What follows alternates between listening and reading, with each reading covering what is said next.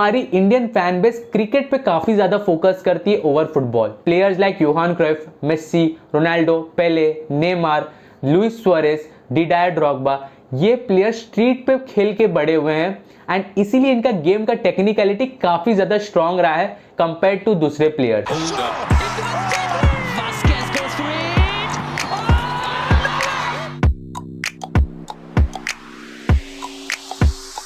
स्वागत है आप सभी का हमारे YouTube चैनल पर।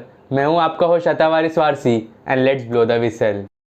ये तो आप सभी जानते हैं कि इंडियन फुटबॉल का हिस्ट्री काफी बेहतरीन रहा था। अगर हमारी गोल्डन जनरेशन को याद करें बिटवीन 1951 टू 1962, क्या बेहतरीन टीम थी वो अंडर सर सैयद अब्दुल रहीम, जहां पर प्लेयर्स लाइक पीके बैनर्जी, चुनी गोस्वामी, शब्बीर अली, तालिमेरन आओ जैसे प्लेयर्स थे। अभी भी अगर प्लेयर्स की बात करें तो हमारे पास कितने शानदार प्लेयर्स हैं। आई.एम. विजयन एक लीजेंड हो चुके हैं इंडियन फुटबॉल के। बाइचुंग भूटिया सेम स्टेटस उनका भी है। देन सुनील चेत्री जो अभी भी एक्टिव है and one of the finest striker in Indian football है।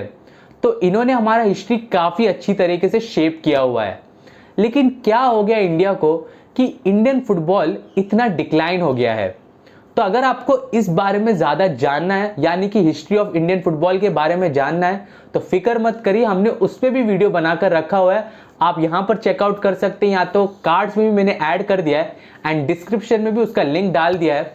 तो ज़रूर चेकआउट करिएगा इस वीडियो के बाद कि हमारा हिस्ट्री कितना एनरिच था इंडियन फुटबॉल में।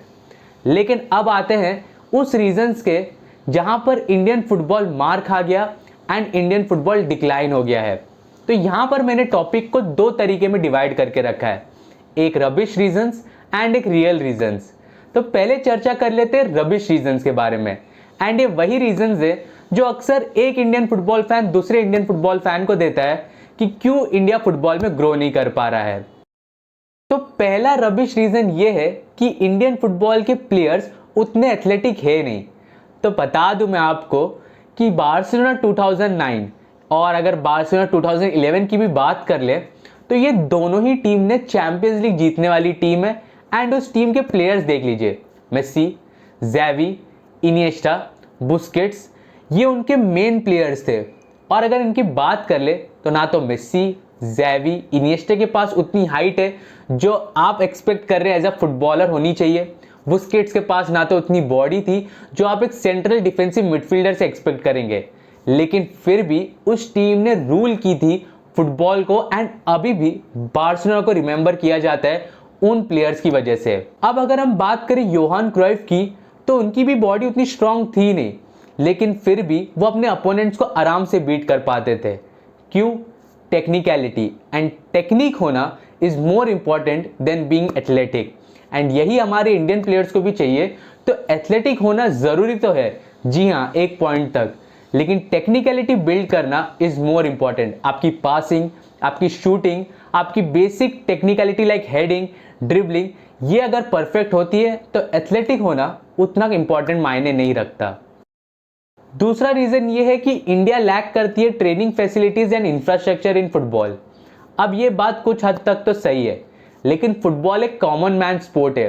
Players like Johan Cruyff, Messi, Ronaldo, Pele, Neymar, Luis Suarez, Didier Drogba, ये प्लेयर्स स्ट्रीट पे खेल के बड़े हुए हैं एंड इसीलिए इनका गेम का टेक्निकलिटी काफ़ी ज़्यादा स्ट्रांग रहा है कंपेयर टू दूसरे प्लेयर्स। एंड इसीलिए अगर आप फुटबॉल स्ट्रीट से खेलना चालू करते हैं तो as Johan Cruyff mentioned in his autobiography My Turn, कि जब आप स्ट्रीट पे खेलते हैं तो आपको एक्सपेक्ट नहीं होता बॉल कैसे आपके पास आएगा, चाहे वो लेफ्ट पैर पे आ रहा हो, राइट पैर पे आ रहा हो, ये आपको बॉल के अराउंड खुद को एडजस्ट करना पड़ता है। बॉल कभी बॉल को हिट करके आपकी तरफ आएगा तो उसके अराउंड आपको खुद को एडजस्ट करना पड़ता है। एंड इसीलिए आपकी टेक्निकलिटी खुद ब खुद बढ़ती है एंड आपके टचेस, आपकी जो बेसिक टेक्निकलिटीज है like passing, shooting, dribbling, heading, touches, ये काफ़ी बेहतरीन हो जाते हैं। तो ट्रेनिंग फैसिलिटीज, जी हाँ, ज़रूरत तो है, लेकिन फुटबॉल अगर आप खेलना चाहें तो स्ट्रीट पे भी खेल सकते हैं एंड अपने गेम को इंप्रूव कर सकते हैं। मेरे अकॉर्डिंग ये थे दो रबिश रीजंस। एंड चलिए अब डिस्कस कर लेते हैं रियल रीजंस क्यों इंडियन फुटबॉल इंडिया में बढ़ नहीं पा रहा है। पहला रीजन ये है कि इंडिया में लोग यूरोपियन फुटबॉल ज़्यादा फॉलो करते हैं देन इंडियन फुटबॉल। अब ये कहानी हर स्टेट की नहीं है। वेस्ट बंगाल, केरला, गोवा एंड कई ज़्यादा ऐसे स्टेट्स हैं जो इंडियन फुटबॉल पे काफ़ी ज़्यादा फोकस करते हैं, लेकिन बाकी के जो दूसरी स्टेट्स है वो उतना ज़्यादा फोकस नहीं है इंडियन फुटबॉल को लेकर। प्लस अगर आप उनसे जाकर पूछ ले कि आपकी फेवरेट टीम कौन सी है, तो पहले उन नाम लेंगे real Madrid, Barcelona, Bayern Munich, Arsenal, Liverpool, Chelsea, Manchester city, Manchester United. ठीक है, एंड इसीलिए कभी कभी ऐसा लगता है कि हाँ फुटबॉल ग्रो तो कर रहा है इंडिया में, मतलब इंटरेस्ट बढ़ रहा है फुटबॉल की तरफ, लेकिन क्या वो इंडियन फुटबॉल की तरफ बढ़ रहा है या यूरोपियन फुटबॉल की तरफ? इस क्वेश्चन पे जरूर सोचिएगा आप। दूसरा रीजन ये है कि हमारी इंडियन फैन बेस क्रिकेट पे काफी ज्यादा फोकस करती है ओवर फुटबॉल, एंड ये कहीं ना कहीं सही भी है। क्रिकेट ज्यादा रेवेन्यू लेकर आते हैं इंडिया की तरफ, इसीलिए लोग क्रिकेट को ज्यादा फेवर करते हैं। प्लस फैंस भी हैं एंड अपॉर्चुनिटीज क्रिकेट में ज्यादा हैं कंपेयर टू फुटबॉल। अब ये फैंस की गलती तो नहीं है कि वो अपना चॉइस जबरदस्ती फुटबॉल की तरफ बदले। क्रिकेट में जिसे इंटरेस्ट है उन्हें रहने दीजिए क्रिकेट में interest. It's the top authorities जो फुटबॉल पे उतना फोकस नहीं कर रहे इंडिया में जितना वो क्रिकेट पे करते हैं। अगर आप आईपीएल और आईएसएल को ही कंपेयर करते हैं तो कितना वास्ट डिफरेंस देखने को मिलता है फैंस की तरफ। जी हाँ, आईएसएल के मैचेस लाइक केरला के मैचेस हो जाए, देन वेस्ट बंगाल लाइक मोहन बगान ईस्ट बंगाल के मैचेस हो जाए, नॉर्थ ईस्ट के मैचेस हो जाए, इनफैक्ट गोवा के मैचेस हो जाए, तो यहाँ पर आपको फैंस देखने को मिलते हैं। लेकिन कंपेरेटिवली टू अदर मैचेस थोड़ी ऑडियंस की कैपेसिटी एंड ऑडियंस की अटेंडेंस काफ़ी कम होती है। वही आईपीएल में हर एक मैच में खचाखच स्टेडियम भरा मिलता है। तो यही डिफरेंस है कि यहाँ पर इंडियन फुटबॉल ग्रो नहीं कर पा रहा है, एंड ये गलती क्रिकेट की नहीं है बल्कि द टॉप अथॉरिटीज़ की है जो फुटबॉल पे उतना फोकस नहीं कर रहे जितना वो क्रिकेट पे करते हैं। तीसरा है सोसाइटल एंड पेरेंटल प्रेशर। अब ये हर घर घर की कहानी इंडिया में कि हर एक बच्चा कभी ना कभी फुटबॉलर या क्रिकेटर बनने की सपना ज़रूर देखता है, लेकिन पेरेंटल एंड सोसाइटी की प्रेशर की वजह से उसे ये सपना अधूरा छोड़ना पड़ता है।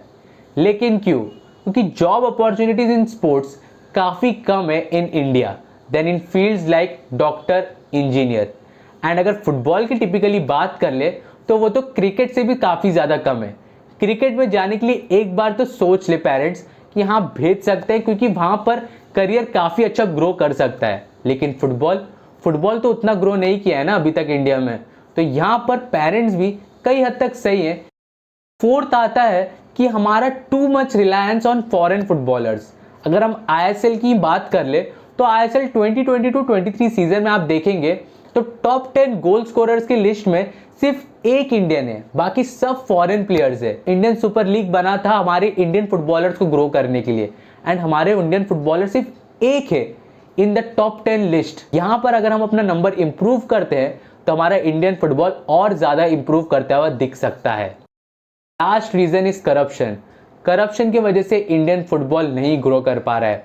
Scams like the biryani one in Kashmir, जिसमें हमने ऑलरेडी वीडियो बनाई हुई है, कार्ड्स में मैंने ऐड कर दिया है एंड वो डिस्क्रिप्शन में भी उसका लिंक दे दिया, आप ज़रूर चेकआउट करिएगा इस वीडियो के बाद। देन उसके बाद आता है जब AIFF का बैन लगना बाय फीफा।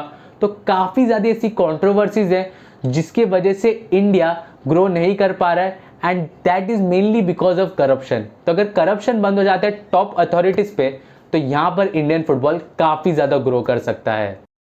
अब आते हैं हमारे वीडियो के मेन टॉपिक के ऊपर, why Indian football deserve more audience. तो इसका पहला रीज़न है कि हमारी इंडियन फुटबॉल कितने बेहतरीन परफॉर्मेंस दे रही है। अगर हम बात करें हीरो ट्राई नेशन सीरीज़ की, इंटरकॉन्टिनेंटल कप की, सैफ चैंपियनशिप की, तो हम ये तीनों ही ट्रॉफी जीते हैं with in the span of 3 और 4 मंथ्स। उसके बाद हमने हाल ही में किंग्स कप में इराक के अगेंस्ट 2 बार लीड किया था मैच में, हालांकि पेनल्टीज में जाके हम मैच हार गए, लेकिन वो परफॉर्मेंस काफ़ी ज़्यादा कमेंडेबल था।